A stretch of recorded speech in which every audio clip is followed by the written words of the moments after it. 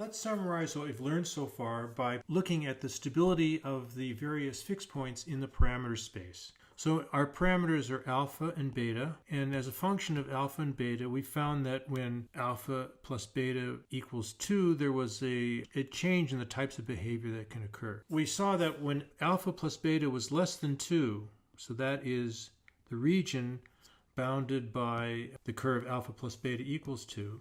So in this region, all three species can coexist. The three species fixed point is stable. What we also found is that when alpha plus beta was larger than 2 and both alpha and beta are bigger than 1, so that is this region of the parameter space, here we had one species stability. However, in the complementary region, there is no stability. And this is the part of phase space that I'd like to examine in more detail because this is where very rich behavior occurs.